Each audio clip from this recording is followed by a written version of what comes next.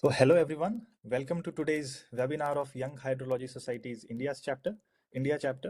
My name is Tejasvi Chauhan and I'm one of the coordinators at YHS India. And I'm delighted to introduce to you today our today's speaker, Professor Tushar Apurv from IIT Kanpur, Indian Institute of Technology, Kanpur. He holds a bachelor's degree from Indian Institute of Technology, Guwahati, a master's degree in civil engineering from Indian Institute of Technology, Kanpur, and a PhD from University of Illinois in the USA. Since 2020, he has been serving as an assistant professor at IIT Kanpur. So today he will be sharing his insights on an analytical approach for quantifying the role of vapor pressure deficit in soil moisture depletion during flash droughts. So we are all excited to have him with us. And without any further ado, please join me in welcoming Professor Tushar Apurv to deliver his talk. Professor Tushar, over to you. Good afternoon, everyone. And firstly, I will thank Tejasvi and YHS team for inviting me for this talk. Let me share my screen first.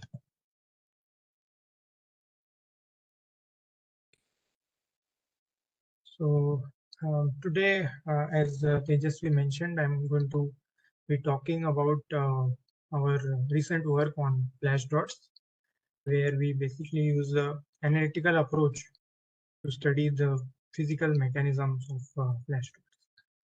So I'll start with a brief overview of what flash droughts are and what is the problem we are trying to address. The flash droughts are nothing but soil moisture droughts which develop in a short period of time. So if we go into the technical definition, it's defined as periods where soil moisture percentile falls from above 40th to below 20th percentile within a very short span of time, which is 20 to 30 days. And once it goes below the 20th percentile, it stays there for no longer than roughly 60 days. So it's a soil moisture drought which develops quickly and then doesn't last very long. Because it's developing in a very short time, it can create a lot of damage to the vegetation, especially because you don't get enough time to take any preventive measures. So to explain why these flash droughts happen, if in a very simple way,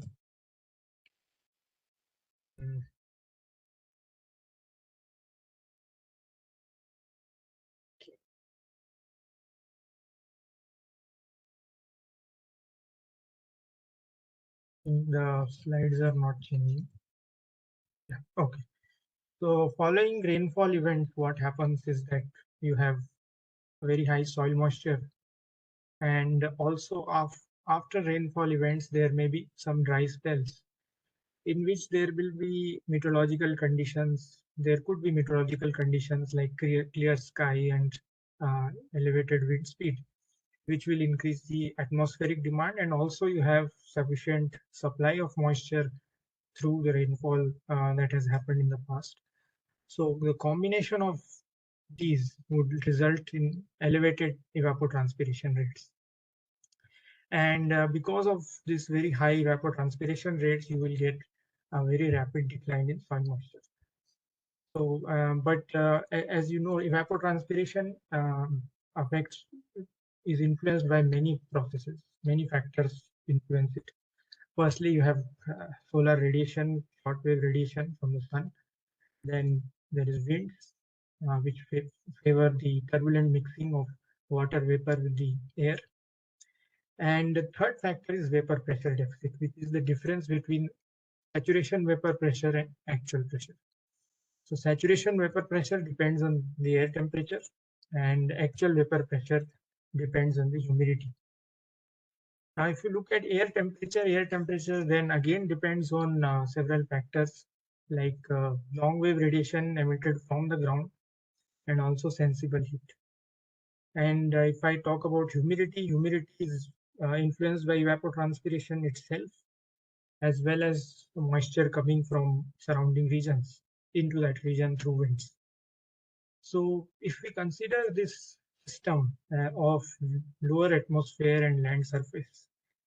There are factors which are internal to the system, which may affect the evapotranspiration rate, as I said, like sensible heat and long wave radiation, and external factors like wind and solar radiation.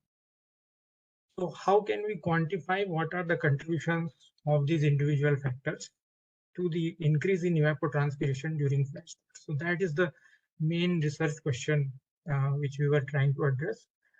And here main challenge is that these factors have two properties. One is they have strong covariability. Like you may have simultaneous clear skies and increased wind speed. At the same time, these two things are happening. So how do I say which factor is having a larger contribution? That's the first problem. And second problem is many of these variables are coupled with each other. They're linked to each other. For example, if you see long wave radiation and sensible heat, both depend on the ground temperature. And if I talk about VPD is dependent on temperature as well as how much evapotranspiration is happening, which is going to affect humidity. So the challenge is to disentangle the contribution of these individual drivers. And there are previous studies which have tried to address this problem. I'm showing two of them which are most relevant here, but most of these have been based on statistical approaches. The first one it's using a correlation-based metric. So there's the correlation between soil moisture and VPD is being calculated. And the logic used in this study is if soil moisture is depleting and VPD is increasing. So there would be a negative correlation between the two. And when there would be negative correlation, it is deduced that VPD increase is contributing to soil moisture decline. So that is the approach was used. And they found that in humid regions, this correlation was higher, from which they concluded that VPD is major contributor to soil moisture depletion during flash droughts in humid regions. And then the second one is a global study where they use percentiles. So the logic used was if I have low soil moisture percentiles, in those periods, what are the percentiles of VPD? So if the percentiles of VPD during these low soil moisture periods are high, it means VPD is controlling the soil moisture depletion. That was the logic. But as I showed in the previous slide, it does not mean that only VPD is affecting soil moisture because there are multiple factors acting at the same time. So that's why we use a different approach. We use the analytical approach where we are using a very simple model of land and atmosphere. It's a lump model. It has two reservoirs, the land reservoir and atmospheric reservoir. And the energy and moisture fluxes between the exchange between the two reservoirs is being calculated or simulated using just four equations. Okay, and the model is run with some forcings like radiation, rainfall. So these are the external factors, and internally many of the fluxes like radiation, sensible heat are simulated by the model. So the four equations are basically the water and energy balance of the land and atmosphere. So two water balance equations, two energy balance equations. Now, because we are having just four equations, it's easy to track which factor is affecting which state variable at any given time. So if I want to find how much is radiation affecting my temperature, then I can just look into that equation and go into that term, how much was its contribution. So this way you can separate the influences of individual factors, although it comes at the cost of simplifying many of the processes. But still it gives you a first order understanding of which variable is dominating at what time. So just to give an overview of what this model is, this is an old model. It was proposed by Brubaker and Entegabi in 1995. As I said, it's a lumped model. It has two reservoirs, land and atmosphere. The land reservoir represents top 1 meter of the soil layer, and atmospheric reservoir represents 1,000 meter, the lower 1,000 meter of the atmosphere, which is representative of the boundary layer height. So the assumption is boundary layer height is going to remain fixed. There is no variation. So these are all simplifications. And there are 4 state variables, 2 for the atmosphere, air temperature and specific humidity, and 2 state variables for the land reservoir, soil moisture and ground temperature. Then to run this model, you need 4 things, which we're supplying externally, that's rainfall and shortwave radiation. Then you also have to give laterally advected variables like wind speed. H in is the heat advected from surrounding regions, and Q in is the moisture advected from surrounding regions. Similarly, the outgoing is like how much is advected out of the region, Q out and H out. So, and then the model simulates several other fluxes like runoff.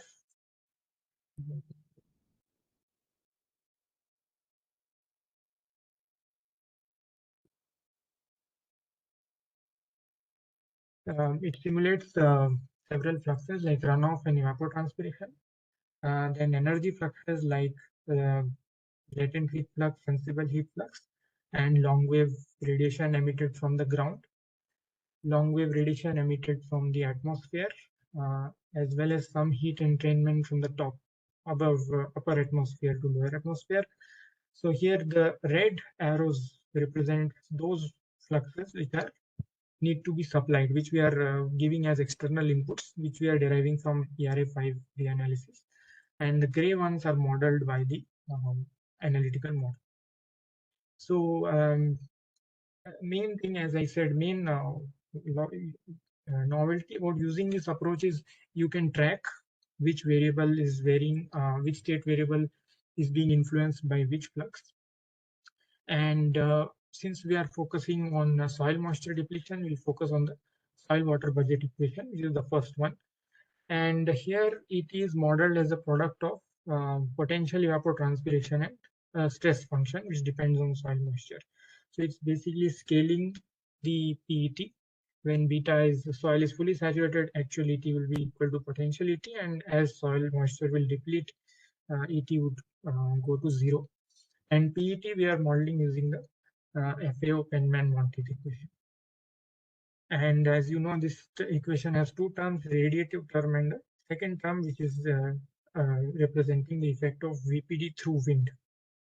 So at any given point of time, that if I want to find out on that day which variable led to large change in soil moisture, I can find out whether it was radiation or VPD.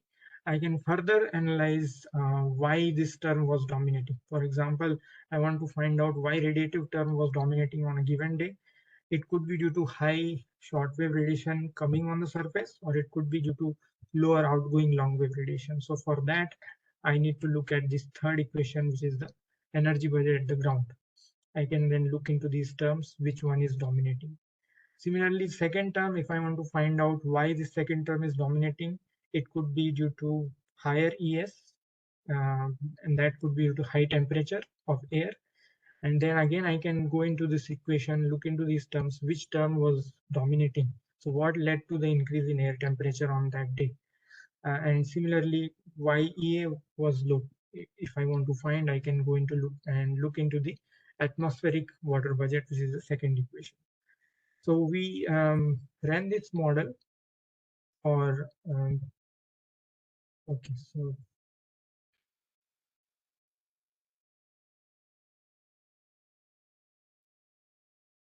we ran the model for 10 watersheds whose locations are shown in this figure in the colors.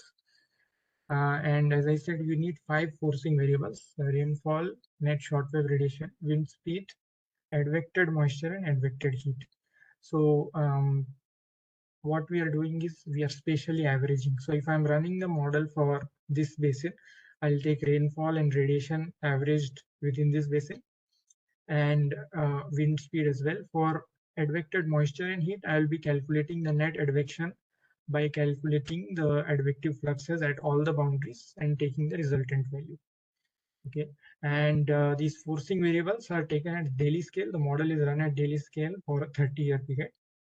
And then we, in the simulations, we identify flash droughts as periods in which soil moisture percentile is falling from above 40th to below 20th percentile in less than 7 pentiles.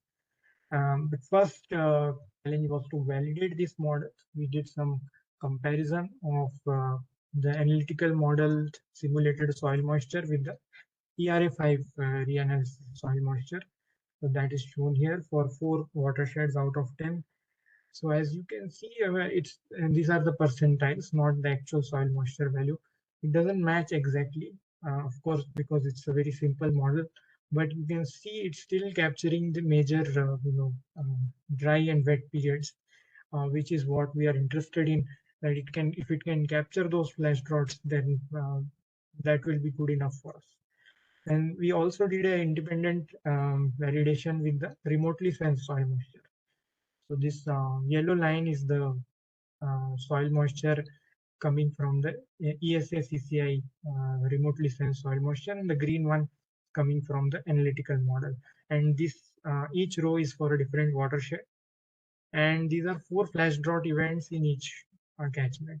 So you can see it's able to capture the trends of rapid decline in soil moisture in majority of flash droughts, although the values will not match because there are many things which this model ignores. We also did comparison of other state variables like air temperature and ground temperature, specific humidity.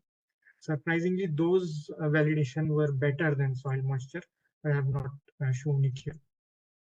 So if we look at results, we found 2 different types of flash droughts. One in which we found VPD had some contribution to soil moisture depletion, and the other in which VPD didn't have any contribution at all. So this is the first category where VPD contributed to soil moisture depletion during flash drought. This is a time series during a flash drought. So black line is showing the soil moisture. It's the actual soil moisture. You see it's declining rapidly. It's shown on the secondary axis. And then on the primary axis, you have the daily changes. So the olive line is showing how much soil moisture is changing on each day. Since soil moisture is declining, you're having negative changes on all the days. So daily change means soil moisture on day T minus soil moisture on day T plus 1. So that's the daily change. And then we are decomposing these daily changes into those caused by VPD, that's shown in blue, rainfall in green, and shortwave radiation in orange. So this is coming from the model. And the terms I showed in the previous slides of the equation, individual terms we are tracking. So as you can see, the major contribution to depletion comes from the orange line, which is shortwave radiation. But the daily variability of soil moisture is controlled by this blue line, which is the effect of VPD. So VPD is having some effect. It's accelerating the soil moisture depletion, but it is still not the major contributor. We found in all the flash droughts in India, radiation remains the major driver, but VPD can contribute to soil moisture depletion in some regions. And then the question is why VPD is contributing here. Is it because of higher air temperature or is it because of low humidity? So for that, we went and looked into the atmospheric energy budget in the which is one of the equations of the model. So for that drought, if you look at the VPD anomalies are positive and they are strongly following the temperature time series. So the black line here is the air temperature. So after 17 pentad, you see air temperature started rising, and that's when VPD started rising. And then again, you have the daily changes in air temperature in the olive line, and then which is further decomposed into how much of the air temperature change was caused by sensible heating in blue and by advection in green. So in this case, if you see the positive change or increase in air temperature is coming from the blue line, the positive daily changes, which is from sensible heating. So what's happening in this case is as soil moisture is declining, you are having an increase in sensible heat, which is increasing the air temperature, increasing the VPD and accelerating the drying. So this is the soil moisture temperature feedback. The majority of the flash droughts in which VPD was affecting soil moisture depletion, we observed this feedback. But there were also some cases in which this feedback was not operating. So this is one such example. Here, if you see VPD anomalies are high and following air temperature, but specific humidity. The black line here is showing specific humidity. So specific humidity declined. So when air became less humid, VPD increased. And again, we have the daily changes in humidity and their decomposition. So the negative change in humidity in this case is coming from the green line, which is the advection. So there are also some instances in which there was advection of dry winds, which was making the air dry. VPD became high, and that led to depletion of soil moisture. But the number of such cases were much smaller. Okay. And the second category, which is in which VPD didn't have any role to play. So this is one such example. You have the soil moisture depletion. The olive line is showing the daily changes. But if you see, the blue line is close to zero, so there is no influence of VPD. But major depletion is being driven by radiation. So in both VPD affected and non-VPD affected flash drought, radiation remains the major driver for all flash droughts in India. So we did this event by event for all the flash droughts and for all the 10 watersheds. And then we counted how many of those flash droughts belong to each of these two categories. And the result is shown in this figure. Okay. So here in the x-axis, you have the watersheds. They are arranged in the decreasing order of aridity. The Luni watershed in Rajasthan, that's the most arid, and Brahmaputra is the least arid of the 10 watersheds. And the bars are showing the number of flash droughts in each category. The blue and green ones are the ones in which there is some influence of VPD, and the orange ones are completely radiation driven. So you can see a very clear pattern here that if you go to the arid and semi-arid watersheds, there is significant contribution of VPD. But in the humid regions, you see the orange bars are dominating. It's almost all flash droughts are radiation driven. But I still emphasize, even in these cases, radiation is the dominant driver, but VPD is contributing. So overall, what we are finding here is that VPD contribution is there in arid and semi-arid regions, but it's very small or negligible in humid regions. So if you remember the slide I showed in the beginning, that pattern was exactly opposite to what we are finding here. And the previous study is showing in humid regions, VPD is a major driver, semi-arid it's not. So why this difference? So to understand that, we did some, we calculated some metrics. So then question is, can we use anomalies or correlations to quantify the contribution of VPD in a flash drought? So we calculate these numbers. So true positive, true negative, false positive, false negative. What we are doing is taking VPD anomalies, standardized anomalies. If the anomaly is positive, we are seeing if it is positive, is it actually affecting soil moisture depletion? So anomalies you can calculate, but is it all actually affecting? We can find from our model, and if it is doing that, we count it as a true positive. That is, the anomaly is reflecting the role of VPD in soil moisture depletion. Similarly, if anomaly is less than 0.5, but it is not contributing, then it's a true negative, which means low anomalies are reflecting again correctly that VPD is not playing a role in the flash drought. Then there are false positive and false negative. So if anomaly is greater than 0.5, but there is no contribution, so that's a false positive. And if you have anomaly less than 0.5, but there is a contribution, that means a false negative. So when we calculate two indices, one is the accuracy index, that in how many occasions the anomalies, just by looking at anomaly, can I say that VPD is contributing or not? So that's the true positive plus true negative divided by total flash droughts. So if this number is close to 1, in which it means in all the flash droughts, just by looking at anomaly, I can say if anomaly is high, it is contributing. If it's not high, it's not contributing. And second is frequency index. So how many of the flash droughts have a positive VPD anomaly? Okay, that is the second index we calculate, and we calculate these two indices for all the 10 watersheds, which is shown in this figure. So black one is showing the accuracy index, and the red one is the frequency index. Again, the watersheds arranged in the decreasing order of aridity. And this figure here I have just repeated from the previous slide. It's showing number of flash droughts in each category. So if you look at the arid watershed, which is the Luni River basin, it has a very low frequency index. Low frequency index means in majority of flash droughts, the VPD anomaly is not high, which is what previous studies were also saying, that anomalies are not high, so flash droughts are not significantly influenced by VPD. But our model shows that despite the low anomalies, the influence is very high. It does have a significant contribution. And that's because the magnitude of VPD is high. Even at low anomalies, the magnitude of VPD is high, and it's high enough to extract the moisture. Opposite trend, that's why you see accuracy is low. Again, opposite end of spectrum, if you look at humid watersheds, again frequency, here you see frequency is very high.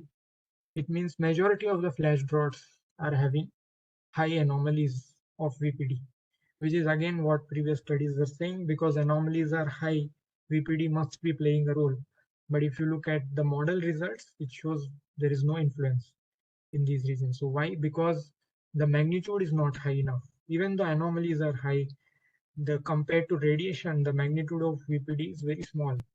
So it's not actually making any impact in terms of soil moisture depletion, and that's why you get again low accuracy in these regions, the exception of one watershed. And in semi-arid regions is where anomalies can actually reflect to some extent the impact of VPD on flash droughts. So to summarize, if you're using anomalies or correlations, you're going to underestimate the influence of VPD in arid regions, because despite low anomalies, it can affect the soil moisture depletion. And in humid regions, if you're using anomalies, you will be overestimating the influence of VPD. Okay, so to summarize major findings, shortwave radiation we find is major driver of soil moisture depletion during flash droughts in India. Even though there are some flash droughts in which VPD contributes, radiation always remains the dominant driver. And the contribution of VPD is significant in arid and semi-arid watersheds, but its contribution is negligible in humid watersheds. There are two ways in which VPD can increase during flash droughts. One is the internal feedback mechanism, that is through sensible heating, which is happening in majority of the cases. In some cases, there is also advection of dry winds, which is increasing the VPD and hence its influence on flash droughts. And if you use anomalies or correlations, they can be misleading. It can underestimate the contribution of VPD in arid regions and overestimate the contribution in humid regions, because the magnitude of VPD also matters, not just its anomalies. Okay, but all these results are coming from a very simple model, so should be treated with caution and need to be addressed in future. The first major limitation is we don't have any vegetation representation in the model. You see, vegetation is very important in especially flash droughts, because depending on vegetation characteristics, the plant behavior can regulate the transpiration rates. So if there is tomatal closure, the transpiration rates will reduce, and we may not have a flash drought kind of rapid depletion.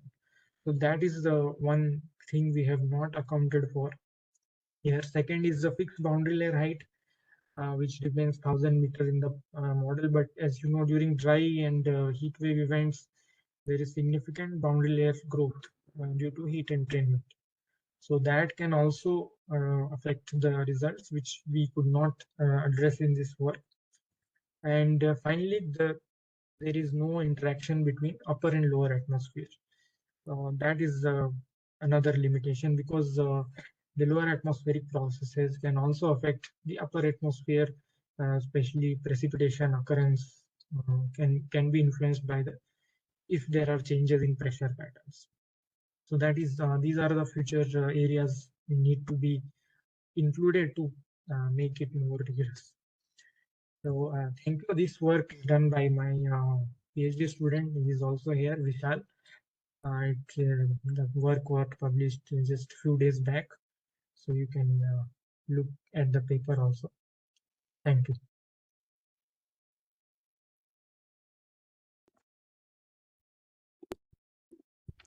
Thank you so much, Professor Tushar. This was a very stimulating talk. If anyone has any questions, can you please use raise hand feature of this meeting and let me know. I can then ask you one by one.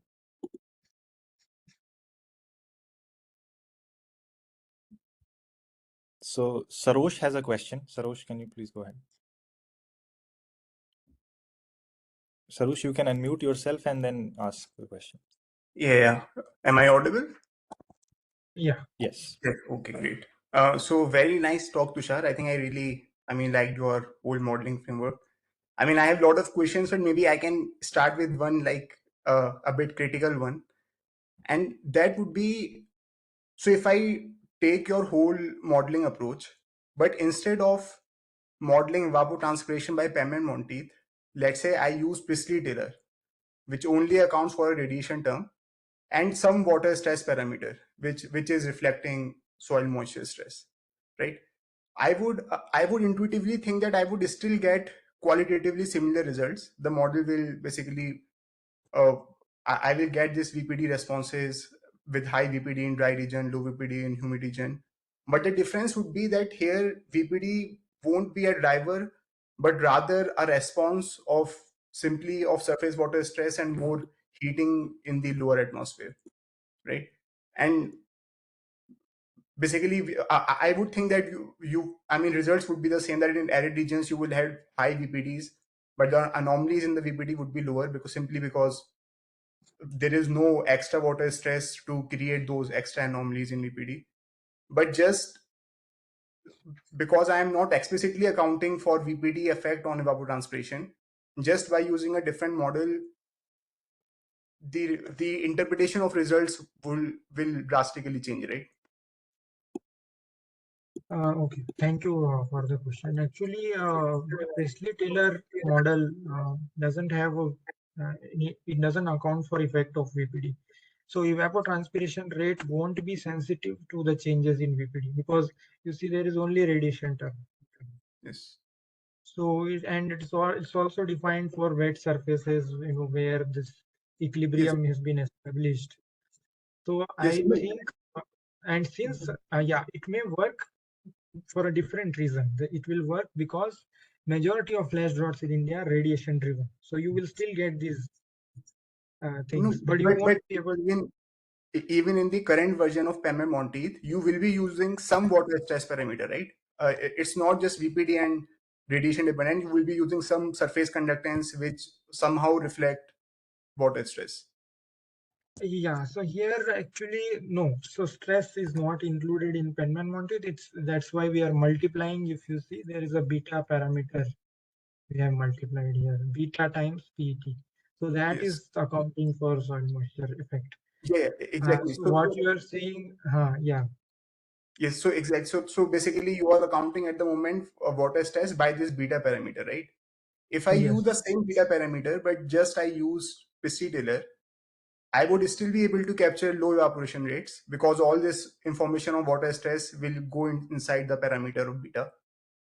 Just my interpretation would change that VPD is a response, not a driver. See, this model is doing two things. One is it is simulating the soil moisture, and then Mm-hmm. it's also quantifying the contribution. So in the simulation part, your ET rates will be insensitive to VPD if you use Priestley-Taylor. Mm-hmm. Okay, because it doesn't depend only on VPD. Yeah. I think that's a very good point. I think, but then the right validation would also be to check how sensitive is evapotranspiration to VPD over the Indian ecosystems, right?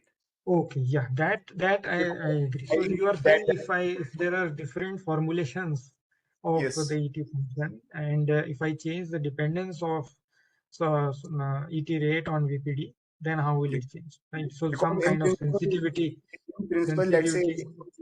if you use PC Taylor and if you get the similar results, then I think it would be Yeah, really I think interesting because that would really change the interpretation, right? I understood your point. So Priestley Taylor is not the right one, but I understand if I make it some different function of VPD, some non-linear function, will it still detect I something? think that is, I think I would still because I think that's quite still kind of bit debatable whether to use Taylor or No, Monty. But Taylor won't work here because it doesn't have any dependence on VPD. Because by definition, you are removing the dependence, so it will never reflect that, right? But I can test with different formulations. I agree that in this Penman-Monty, if I make the second term instead of here, I make it some function of VPD, say non-linear function, then what would happen? That we can see. okay, I think maybe we can also Okay, discuss yeah. this effect later. But okay, thank you. Yes, so perhaps this discussion can be taken later, and I think it's better if we give chance to more questions from the audience. If anyone else has any question, please raise your hand.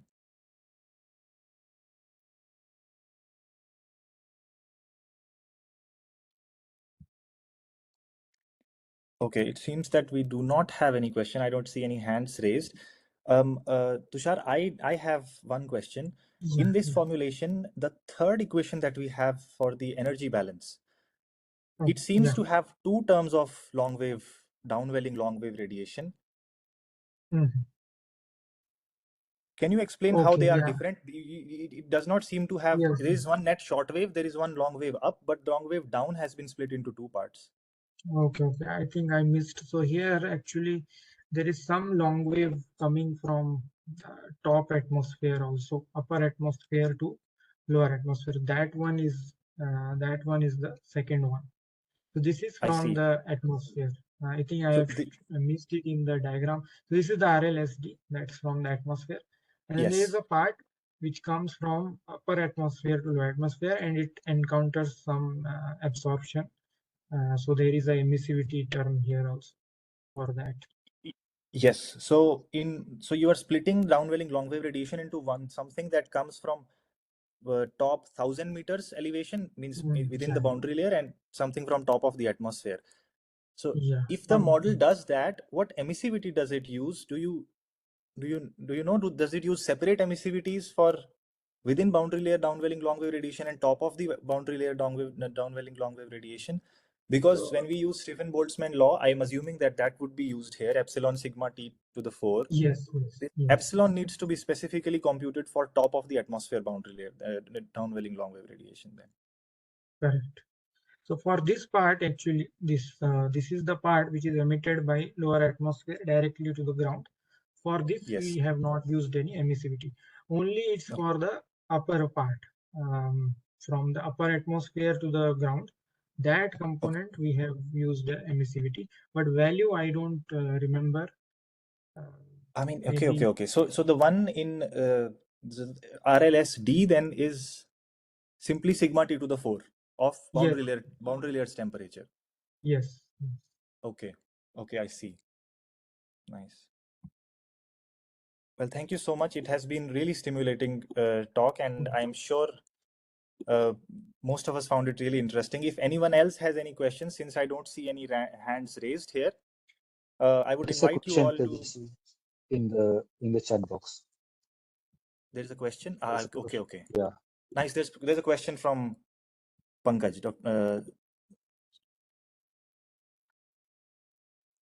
So, Professor Tushar, we have a question from Dr. Pankaj and he asks, how rapidly does the soil moisture drought changes to/or contribute to hydrological drought? So perhaps about transition between droughts. Okay. Actually, we have not looked into that, but the thing is, by definition, this flash drought we restrict it to less than a month, or less than 2 months. Sorry, less than 2 months. It should not last longer than 2 months.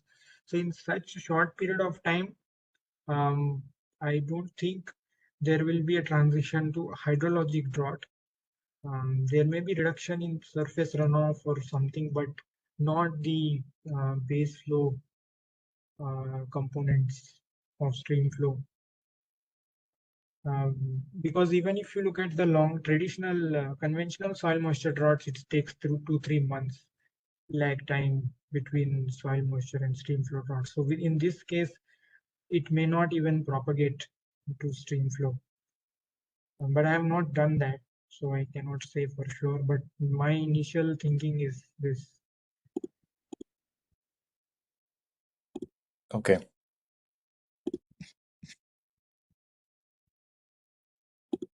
Okay, then it seems that we do not have any more questions in the chat as well. And yeah, so I think this was a very stimulating talk. And if anyone else has any questions, please feel free to write to Professor Tushar for an explanation regarding this, or you can just follow up on his published paper. And for if you want to, I would also request you all to please spread the word about this YHS India group that we have, so that we can have more participation in the future as well. And we are planning to now organize this once a month, and see you all next month then. Thank you so much. Thank you. Thank you. Thanks a lot.